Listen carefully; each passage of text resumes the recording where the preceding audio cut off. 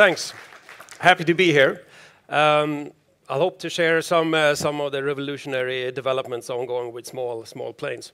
I normally rent planes out of Stockholm Flying Club here at Bromma. This is one of them, one of those planes. And right here, right now, where we are, is at just behind the tail there, if you recognize yourselves.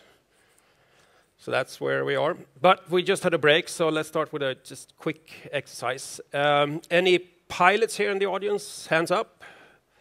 Yeah, how about that? Keep the hands up. Anyone who's been flying these kind of planes? Keep the hands up with them. Any kind of small airplane? Hands up. All right, keep them up loud, high, so we can see them. Good, good. How many would want to go flying in a small plane like this? Hands up. Yeah, there's still a few of. Keep them up, keep them up. There's still a few. How many would say never, never, ever in a plane like that? And now you can keep them hands up, you know. Oh, that's good. Potentially for one of you, or a few of you at the end, if you're a little bit aware of this, I'll have something for you at the end as well. So these small airplanes, this is what they've been looking like for many, many, many years. Lots of clocks, right? Clocks and clocks and clocks. Lots of clocks. And in the middle there you see a little color display. So it's snuck in a little bit of GPS color mapping into the aircrafts, right? This is a plane I rent sometimes.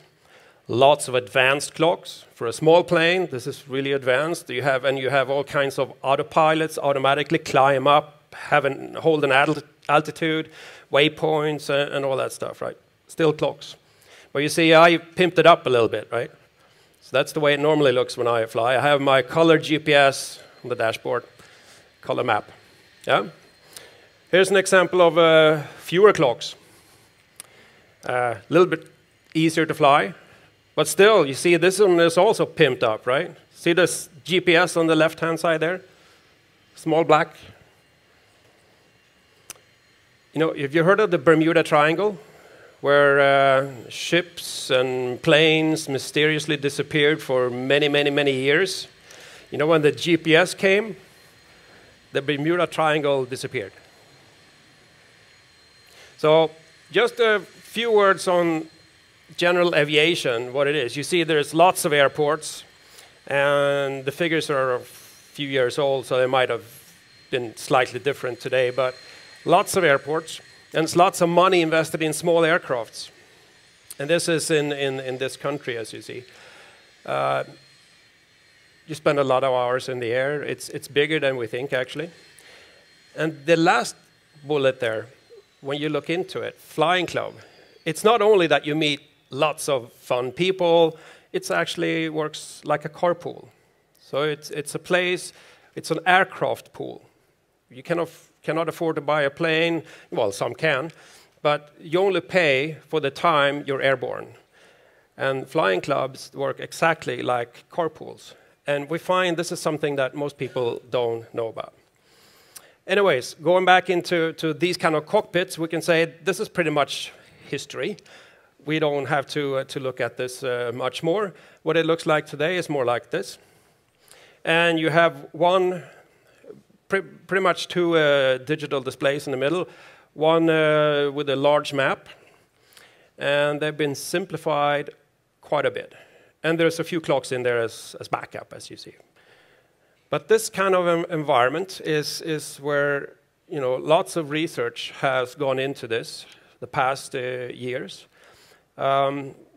Lot of improvements in all these areas. One example, to start one of these clock machines, it's a little bit of fiddling. You have to do a number of things. A modern plane, it's a button. You push, and it starts. And once you start flying, you have to adjust and fix a little bit in one of the older planes. In this kind of plane, it's one lever. So it's a start button and one lever. You look at sound. They tried to measure the sound level of some of these new planes at Frölunda here. And they couldn't get a good reading because the birds were singing. And it's not like we have extremely loud birds in Sweden. It's just it was difficult for them to measure. In some countries, US, for example, they have those big weather radars that covers and give us the weather, and what kind of thunderstorms, rains, etc. The data is transmitted over radio and overlaid on the map. So you can see while you're flying, you know, if you have a thunderstorm or what kind of rain, or is it heavy, should I go around or not?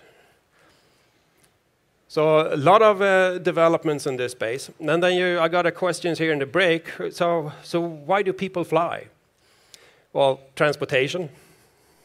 That's, you know, transportation. For, as we heard earlier today, recreation, holidays, for fun, sports, a lot of sports activities, search and rescue. There's quite a bit of that, also with small planes. And at Stockholm Flying Club, one of many flying clubs, we have lots of people actually renting planes and using them for transportation in the business.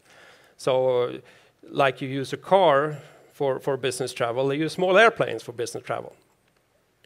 And, you know, straight to the point, no stopovers, quite simple.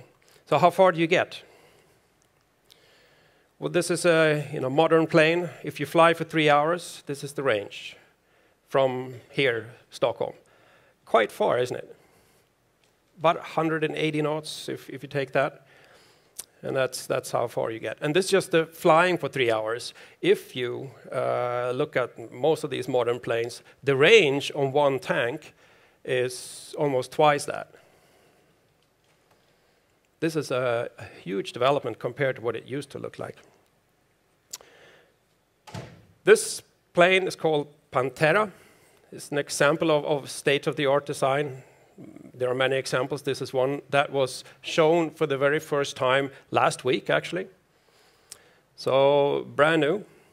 And it does 200 knots, 360 kilometers an hour, takes 10 gallons per hour.